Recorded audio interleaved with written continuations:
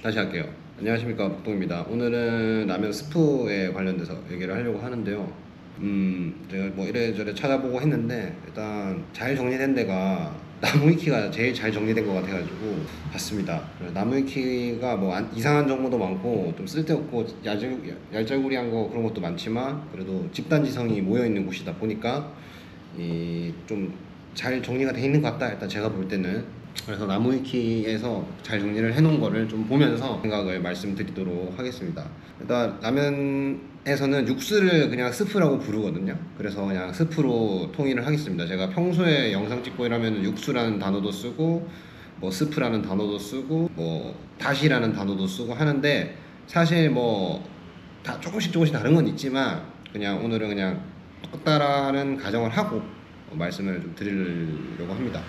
그래서 제일 처음에 정리된 게 이제 닭뼈는 도쿄식, 돼지뼈는 큐시식으로 구분되고 소뼈를 쓰는 경우도 있는데 뭐 별로 많진 않다. 그리고 해산물의 경우는 멸치가 가장 많이 쓰이고 가스오부시나 다른 생선류들도 많이 쓰이죠. 뭐 도미라든지 고등어라든지 뭐 이런 것들 그런 것들도 많이 쓰이고 하니까 2000년대부터는 더블 스프로 해가지고 두 종류를 쓰는 데도 있는데 보통 돼지 닭 더블 스프는 아니고 동물성이랑 이제 어패류계 해가지고 두 개를 좀 섞어가지고 쓰고 뭐 다른 데서는 육류 육수, 어패류계 육수, 그다음에 향을 좀 내는 그런 다른 또 야채 쪽이나 이런 데 육수를 세 개를 섞어가지고 쓰는 경우도 있고 뭐 이런 경우도 있죠. 적혀있네요. 여기 트리플 스프도 있다.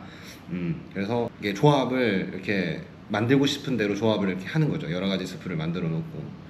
그래서 보통 제일 많이 우리나라에 제일 많이 들어와 있는 게 돈코츠고, 돈코츠는 그냥 뭐 돼지뼈 이렇게 생각하시면 되고, 보통은 무릎뼈를 제일 많이 쓰고, 그 다음 등, 머리 이렇게 쓰고, 발을 쓰는 경우도 있어요. 농도나 뭐 이런 걸 좀 내기 위해서 발을 쓰는 경우도 있는데, 돼지는 확실히 돼지 특유의 그 냄새가 있어 가지고 그걸 어떻게 좀 잡느냐 이런 것도 굉장히 중요합니다. 그리고 제가 짤막하게 어디서 들은 건데, 큐슈 쪽에서 돈코츠가 발생이 된 게 큐슈 쪽에 있는 중화요리 전문점에서 돼지 육수를 어떤 분이 끓이고 계셨는데 끓이다가 잠든 거예요. 그래가지고 이러면서 일어나가지고 네 이랬는데 농한 스프가 끓여져 있었다. 그러니까 버리기 어쩌기 해서 갖다 팔았는데 장사가 너무 잘 돼서 큐슈의 돼지 육수가 유명해졌다. 뭐 이런 썰을 들은 게 있는데 뭐 정확한 거는 잘 모르겠습니다.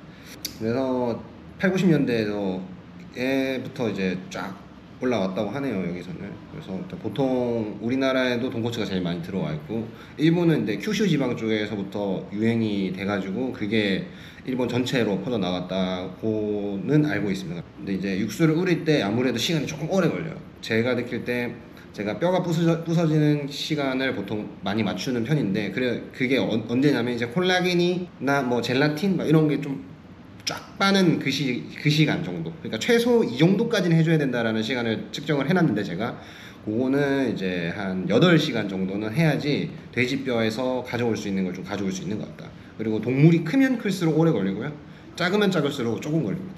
제가 해봤을 때는 한 8시간 이상은 좀 해줘야 된다. 돼지뼈로 할 거면은 최소 어디서 본 데는 24시간까지 36시간까지 이렇게 끓이는 가게들도 있다고 합니다. 그리고 이제 스프를 끓이면은 1지방 다시 2방 다시 들어보신 분 있을지 모르겠는데, 첫 번째 스프, 두 번째 스프, 세 번째 스프 이렇게 나오는 게 있거든요. 근데 그거를 첫 번째 스프가 당연히 제일 진하고 냄새도 많이 나고 진하고 나오고, 그다음에 두 번째 스프는 좀 그러고 좀 연하고 덜하고, 그 세 번째는 덜하고 이렇게 나오거든요. 그래서 얘네들을 이렇게 적절하게 섞어가지고 쓰는 경우들도 있습니다. 이게 한번 뽑아서 한번 쓰고 한번 끝, 이게 아니고 스프를 뽑고 재료를 해서 물 넣어가지고 한번 더 뽑고 그 다음에 또 뽑고 해가지고 여러 번 뽑아서 그거를 이렇게 잘 믹스해서 어떻게든 돈을 아껴보겠다는 의지 같은 거죠. 물론 뭐 거기서 이제 텍스처나 이런 거를 만들 수도 있는 거니까 그런 식으로도 많이 합니다. 그리고 이제 청탕이라고, 요즘에는 우리나라에도 많이 들어왔는데 청탕 라면들이 맑은 국물이라고 그냥 생각하시면은 좀 편할 것 같아요. 옛날에는 간이 막 엄청 많이 들어가고 막 이랬어야만 했는데, 왜냐면 돼지 잡을 때 그 도축법이 그랬잖아요, 예전에는. 근데 요즘에는 도축법도 꽤나 괜찮아지고 뭐 여러 가지 이런 게 있어가지고 한국에서도 일본에서도 그런 청탕 계열들을 좀 만들고 있는 것도 같기도 하고요. 그 다음에 잡는 방법이 좀 다양하게 개발되면서 청탕 쪽이나 뭐 시오라멘 쪽이나 이런 것도 좀 요즘에는 좀 있는 것 같다. 우리나라에도 꽤나 들어와 있고, 저도 개인적으로 맑은 곳을 좀 더 선호하는 사람이라서 다음에 한번 제가 끓일게요. 맑은 돈코츠 시오는 제가 한번 끓여보는 걸로 하겠습니다. 닭뼈는 뭐 토리가라라고 부르는데 도쿄식이고, 아마 제가 알기로는 역사적으로는 닭뼈가 훨씬 더 오래된 걸로 알고 있어요. 닭뼈가 처음부터 시작됐고 나중에 이제 돼지뼈가 들어와고 좀 하게 됐다, 뭐 이런 걸로 제가 어디서 들었는데, 닭이 아무래도 우리나라에는 좀 늦게 들어왔죠. 일본에서는 먼저 시작됐고, 닭이 아무래도 이제 도축도 편하고 여러 가지 이제 향 잡기도 쉽고 딱히 뭐 큰 잡내나 이런 것도 많이 없어가지고 쓰기가 훨씬 쉬웠던 것 같고, 저도 닭뼈를 쓰지만은 금액적인 부분에서는 큰 차이는 안 나는 것 같아요. 그래가지고 여기 잠깐 읽어보면은 닭곰탕이랑 비슷하고 라면의 원형이고, 뭐 닭육수는 모든 거에 쓰이기 때문에 브랜딩하기도 좋고, 뭐 그렇다. 이제 금방 말씀드린 게 다 나오네. 닭껍질이나 뭐 하고 뽀야 때까지 우린다. 그리고 파이탄이라는 게 있다. 그러니까 일반적으로 이제 진한 흰 육수를 파이탄이라고 부르고, 뭐 닭뼈면 토리 파이탄, 뭐 돈코츠면 돈코츠 파이탄 뭐 이렇게 부르는데, 그냥 진하고 그냥 뽀얀 색깔 육수 자체를 제가 알기로는 백탕이라고 부르는 걸로 알고 있습니다. 그리고 저렴한 재료로는 닭발이 있다. 이건 거짓말입니다. 닭발은 개 비싸요. 닭뼈에 비해서 5배 정도 비싸다고 생각하시면 됩니다. 그람 수당. 닭발은 개 비싸다. 대신에 콜라겐이랑 젤라틴 성분이 많기 때문에 농도를 잡거나 이럴 때 쓰면은 좋다.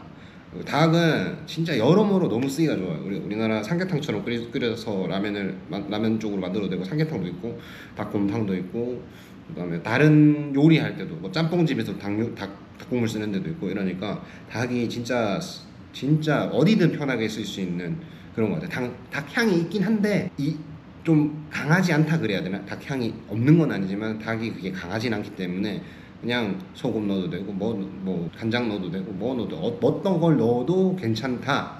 그래서 저도 닭뼈를 쓰고 있고 닭뼈가 좋다고 생각합니다.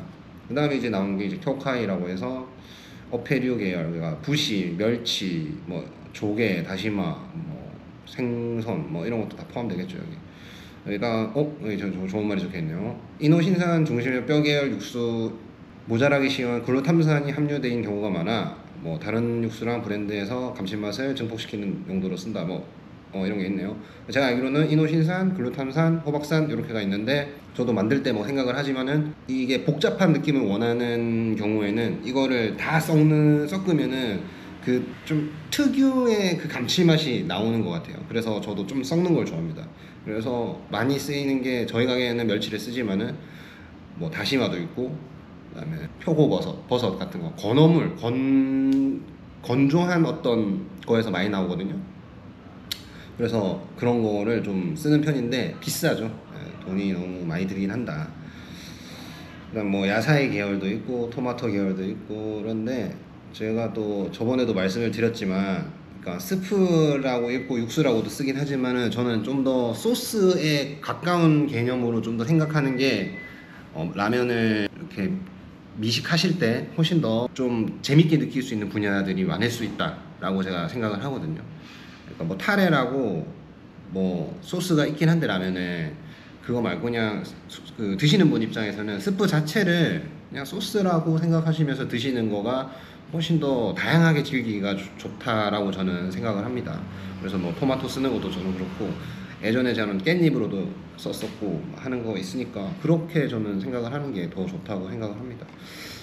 그래가지고 라무위키는 한 이 정도만 읽으면 될 것 같고, 그 다음에 제가 간단하게 이제 좀 저기 다른 책을 보면서 또 정리를 해놨습니다. 아까 얘기한 거는 좀 빼고 제가 말씀을 드리는데, 아까 돼지뼈가 한 8시간 정도 걸린다고 말씀드렸고, 그 다음에 다른 걸 말씀 안 드렸는데 닭뼈가 한 4시간 정도 걸립니다. 4시간 다 으스러지는데, 책에서 본 것 중에서 그러니까 콜라겐, 젤라틴, 지방 뭐 이런 거가 스프의 농도를 결정을 하는데, 여기서도 닭 같은 경우에는 100% 정도의 젤라틴을 뽑아내려면 4시간 정도가 걸린다라고 책에도 적혀 있더라고요. 이거 실험하시는 분이. 그러니까 제가 예측한 거랑 뭐 맞아서 기분은 좋은데, 하여튼 그 정도 고민을 하시면 좋을 것 같습니다. 안에서 완벽하게 좀 뽑아내려면은 최소 한 요 정도 시간은 걸린다.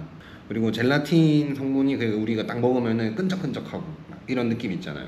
그런 거고, 뭐 콜라겐도 막 그런 느낌이고, 그 다음에 제일 좀 간과하기 쉬운 것 중에 한 개가 지방을 넣는 거죠. 지방을. 저희 같은 경우는 제 육수 끓이는 거는 몇 번 보여드린 적이 있는데, 저는 닭기름을 넣긴 하는데, 저는 닭기름을 한번 구운 다음에 향유를 빼고 그 구운 거를 넣어서 육수를 끓여요. 그러면은 그 닭기름이, 그러니까 구워지면서 나오는 그 향이랑 맛이 또 좋아가지고 저는 그렇게 사용을 하거든요. 그리고 컬러에도 약간 영향을 미칠 수 있고, 그런 식으로 저는 작업을 합니다. 지금 또 오랜만에 또 돼지뼈를 또 받아가지고, 용인의 사장님 감사합니다. 네. 용인의 뒷고기, 부산 뒷고기는 용인의 뒷고기, 용인의 감사합니다. 받아가지고 지금 또 돼지 대가리를 또 끓이고 있어요. 그래, 요거는 제가 어떻게 써먹을지 모르겠는데 요것도 끓여가면서 써먹어 보도록 하겠습니다. 지금 끓이고 있는데 아마 하루 안에는 안 끝날 거고요. 제가 느낄 때는 조금 시간이 최소 내일까지는 아마 끓여야 되지 않나, 그렇게 생각을 하고요. 조금 늦게 시작을 해가지고 아쉽다. 그래서 내일이 아마, 아까 다음 영상에도 이 표현이 나올 수도 있을 것 같은데, 내일이 진짜 그냥 대육수의 날이면 대육수의 날. 네, 저희 것도 끓여야 되고 돼지 대가리도 끓여야 되고, 그다음에 다시 1번 다시도 하나 더 끓여야 되고, 대육수의 날이 되겠다. 가능하면은 마늘 소스까지 하긴 해야 되는데 자리가 없을 것 같기도 자리가 없을 것 같기도 하고. 그래서 오늘은 스프에 대해서 이렇게 해봤고요. 다음에는 타레는 제가 정리해놓은 종이가, 수기로 적은 종이가 있는데 그거를 좀 찾아오면 좋을 것 같아요. 그래서 타레는 다음에 타레 관련 레시피적인 거나 아니면 관련된 생각들이나 그런 거 좀 얘기를 해보도록 하겠습니다. 그래서 오늘은 스프 관련해서 얘기를 해봤고요. 다음에 타레 공부할 때 또 영상으로 찾아뵙도록 하겠습니다. 그러면 지금까지 시청해주셔서 감사하고요. 대충 해서 올리도록 하겠습니다. 감사합니다.